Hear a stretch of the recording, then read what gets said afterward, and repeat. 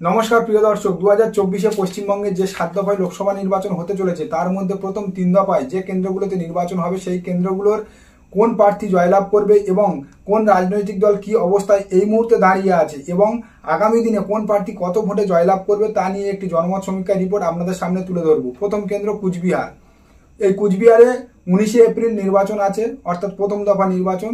এই কুচবিহারে তৃণমূল কংগ্রেস প্রার্থী করেছে জগদীশ বর্মন বাসুনিয়াকে, ভারতীয় জনতা পার্টির প্রার্থী নিশীথ প্রামাণিক, এবং এখানে বাম এবং কংগ্রেস আলাদা আলাদা প্রার্থী দিয়েছে। কংগ্রেস প্রার্থী প্রিয়া রায় চৌধুরী এবং ফরওয়ার্ড ব্লক প্রার্থী নীতিশ চৌধুরী। বিগত লোকসভা নির্বাচনে এই কুচবিহার লোকসভা কেন্দ্রে কিন্তু ভারতীয় জনতা পার্টি জয়লাভ করেছিল। পরবর্তী বিধানসভা নির্বাচনে আবার এই কুচবিহার কেন্দ্রে কিন্তু ভারতীয় জনতা পার্টি বেশ একটা ভালো ফলাফল করেছিল। তো বর্তমান সেখানে রাজনৈতিক পরিস্থিতি এবং যা ট্রেন্ড দেখা যাচ্ছে তাতে 2024 লোকসভা নির্বাচনে এই কুচবিহার কেন্দ্রটা কিন্তু আবার ভারতীয় জনতা পার্টি জয়লাভ করবে। পরবর্তী লোকসভা কেন্দ্র জলপাইগুড়ি। জলপাইগুড়িতে নির্মল চন্দ্র রায় প্রার্থী হয়েছে তৃণমূল কংগ্রেসের। এই নির্মল চন্দ্র রায় ধূপগুড়ি উপনির্বাচনের জয়ী প্রার্থী, শিক্ষক মানুষ এবং খুব ভদ্র ও সজ্জন মানুষ। তো তার বিরুদ্ধে ভারতীয় জনতা পার্টির প্রার্থী হয়েছে জয়ন্ত রায় এবং সিপিআইএম প্রার্থী করেছে দেবরাজ বর্মনকে। এই জলপাইগুড়ি লোকসভা কেন্দ্রে বিগত নির্বাচনে ভারতীয় জনতা পার্টি জয়লাভ করলে কি হবে, বিধানসভা নির্বাচনে কিন্তু এই জলপাইগুড়ি লোকসভা কেন্দ্রে ভারতীয় জনতা পার্টি তেমন আকর্ষণীয় কোনো ফলাফল করতে পারেনি। বিধানসভা নির্বাচনের যে 7টি বিধানসভা কেন্দ্র আছে তার মধ্যে তৃণমূল কংগ্রেস কিন্তু 5টি দখল করেছিল এবং ভারতীয় জনতা পার্টি মাত্র 2টিতে জয়লাভ করতে পেরেছিল, এবং যে 2টিতে জয়লাভ করেছিল সে খুব সামান্য ভোটের মার্জিনে। আর পঞ্চায়েত নির্বাচনের কথা তো বললাম না। তো বর্তমান সেখানকার যা রাজনৈতিক পরিস্থিতি এবং ট্রেন্ড দেখা যাচ্ছে, এই জলপাইগুড়ি লোকসভা কেন্দ্র কিন্তু আগামী লোকসভা নির্বাচনে ভারতীয় জনতা পার্টির হাতছাড়া হবে এবং তৃণমূল কংগ্রেস জয়লাভ করবে এখান থেকে। পরবর্তী লোকসভা কেন্দ্র আলিপুরদুয়ার। এই আলিপুরদুয়ারে তৃণমূল কংগ্রেসের প্রার্থী হচ্ছে প্রকাশ চিক বড়াই, ভারতীয় জনতা পার্টির প্রার্থী মনোজ টিগ্গা এবং আরএসপি প্রার্থী মিলি ওরাও। আলিপুরদুয়ার লোকসভা কেন্দ্রে বিগত নির্বাচনে, অর্থাৎ বিগত লোকসভা নির্বাচনে এখান থেকে জন বাল্লা জয়লাভ করেছিল ভারতীয় জনতা পার্টির টিকিটে এবং ভালো মার্জিনে, 2,43,000 প্রায় 44,000 মতো মার্জিনে। এবারেও মনোজ টিগ্গা যে প্রার্থী হয়েছে ভারতীয় জনতা পার্টির, তিনি খুব ভালো প্রার্থী। বিধানসভা নির্বাচনে কিন্তু আলিপুরদুয়ারে তৃণমূল কংগ্রেস কোনো খাপ খুলতে পারেনি, অর্থাৎ কোনো প্রভাব বিস্তার করতে পারেনি। পঞ্চায়েত নির্বাচনে তেমনভাবে কোনো প্রভাব বিস্তার করতে পারেনি তৃণমূল কংগ্রেস এই আলিপুরদুয়ার লোকসভা কেন্দ্রে। তো আগামী লোকসভা নির্বাচনে এই আলিপুরদুয়ার কিন্তু হাসতে হাসতে ভারতীয় জনতা পার্টি জয়লাভ করবে। দ্বিতীয় দফা নির্বাচন আছে 26শে এপ্রিল। এই দ্বিতীয় দফা নির্বাচনের প্রথম কেন্দ্র দার্জিলিং। তো দার্জিলিংয়ে তৃণমূল কংগ্রেস প্রার্থী করেছে একেবারে নতুন মুখ গোপাল লামা, অপরিচিত মুখ। সেখানে ভারতীয় জনতা পার্টির প্রার্থী হয়েছে বিগত নির্বাচনের জয়ী প্রার্থী রাজু বিস্তা এবং কংগ্রেস প্রার্থী করেছে মুনিশ তামাংকে। এই দার্জিলিং লোকসভা কেন্দ্রে তৃণমূল কংগ্রেসের তেমন সংগঠন নেই, সে তৃণমূল কংগ্রেস নেতৃত্ব খুব ভালোভাবে জানে। আর তৃণমূল কংগ্রেস নেতৃত্ব এই দার্জিলিং লোকসভা কেন্দ্র জয়লাভের আশা তেমনভাবে ধরে না। তো আগামী লোকসভা নির্বাচনে কিন্তু এই দার্জিলিং লোকসভা কেন্দ্রটা আবার ভারতীয় জনতা পার্টির জয়লাভ হবে। পরবর্তী লোকসভা কেন্দ্র রায়গঞ্জ। রায়গঞ্জে তৃণমূল কংগ্রেসের প্রার্থী হয়েছে কৃষ্ণ কল্যাণী, ভারতীয় জনতা পার্টির প্রার্থী হয়েছে কার্তিক পাল, আর কংগ্রেসের প্রার্থী সেখানে আলী ইমরান রামাজ। এই 3 প্রার্থীর মধ্যে কৃষ্ণ কল্যাণী হচ্ছে একটু বেশ ভালো পরিচিত মুখ। কার্তিক পাল ভারতীয় জনতা পার্টির প্রার্থী অতটা পরিচিত নয়। সেখানে বিগত লোকসভা নির্বাচনে কিন্তু দেবশ্রী চৌধুরী ভারতীয় জনতা পার্টির হয়ে প্রতিদ্বন্দ্বিতা করে জয়লাভ করেছিল প্রায় 60,000 ভোটের মার্জিনে। কিন্তু বিধানসভা নির্বাচনে এই রায়গঞ্জ কেন্দ্রে ভারতীয় জনতা পার্টি একেবারে ধুয়ে মুছে গেছে। পঞ্চায়েত নির্বাচনের কথা তো আর ধরলাম না। আগামী দিনে এই রায়গঞ্জ কেন্দ্র থেকে ভারতীয় জনতা পার্টির কিন্তু জয় হওয়ার সম্ভাবনা খুব কম দেখা যাচ্ছে। পরবর্তী লোকসভা কেন্দ্র বালুরঘাট। এই বালুরঘাট লোকসভা কেন্দ্রে ভারতীয় জনতা পার্টির প্রার্থী সুকান্ত মজুমদার, অর্থাৎ বঙ্গ বিজেপির সভাপতি যিনি, তৃণমূল কংগ্রেস প্রার্থী বিপ্লব মিত্র, এখানে আরএসপির প্রার্থী জয়দেব সিদ্ধান্ত। এই বালুরঘাট লোকসভা কেন্দ্রে বিগত লোকসভা নির্বাচনে সুকান্ত মজুমদার জয়লাভ করেছিল কিন্তু খুব সামান্য মার্জিনে, মাত্র 33,293 ভোটের মার্জিনে। এবং পরবর্তী যে বিধানসভা নির্বাচন সেখানে কিন্তু ভারতীয় জনতা পার্টি কোনো ভালো ফলাফল করতে পারেনি।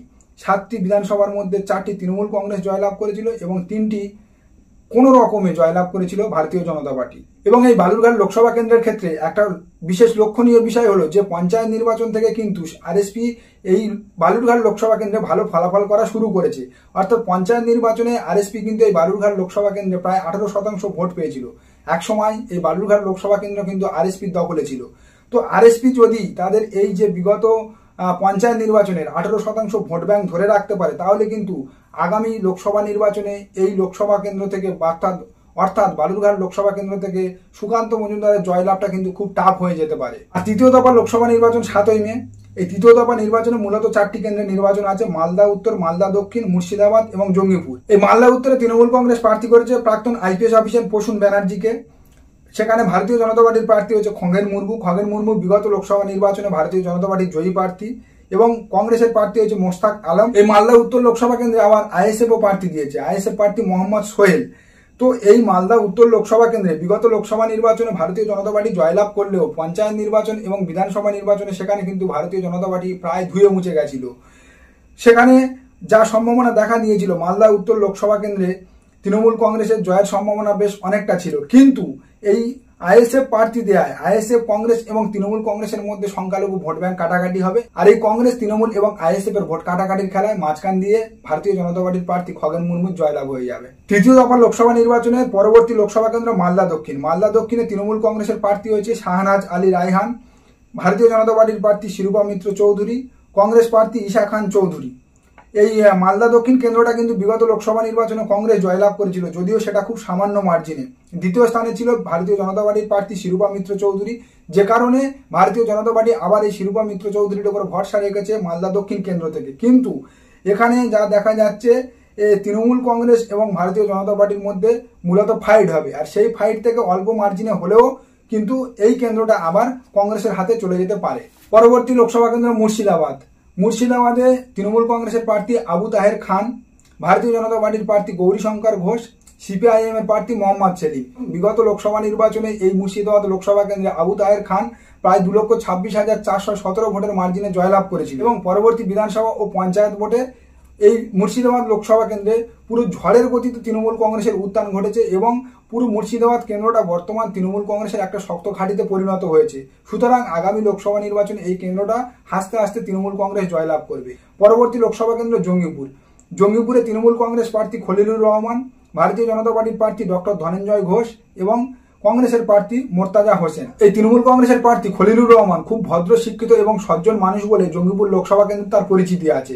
বিরোধী পক্ষ মানে এই জঙ্গিপুর লোকসভা কেন্দ্রে খলিলুর রহমানের মতো প্রার্থী পাওয়া খুব মুশকিল, কারণ খলিলুর রহমান সারা বছর এই জঙ্গিপুর লোকসভা কেন্দ্রে পড়ে থাকে এবং সাধারণ মানুষের সঙ্গে একদম গাছ রূপ থেকে মেশে। বিগত লোকসভা নির্বাচনে তাই তিনি প্রায় 2.5 লক্ষ ভোটের ব্যবধানে জয়লাভ করেছিল এবং আগামী লোকসভা নির্বাচনেও এই জঙ্গিপুর লোকসভা কেন্দ্র থেকে কিন্তু খলিলুর রহমানের জয় হবে খুব অনায়াসে। তো এই ছিল প্রথম 3 দফা লোকসভা নির্বাচনের 10 লোকসভা কেন্দ্রের মোটামুটি একটা সম্ভাব্য ফলাফলের ইঙ্গিত বা আভাস। তো এই বিষয়ে আপনাদের কি মতামত অবশ্যই আমাদের কমেন্ট করে জানাবেন। আর আজকের ভিডিও এই পর্যন্ত শেষ করছি। নমস্কার, সবাই ভালো থাকবেন। আর আমার ভিডিও যদি ভালো লাগে অবশ্যই চ্যানেলটা সাবস্ক্রাইব করুন এবং ভিডিওগুলো বেশি করে শেয়ার করুন।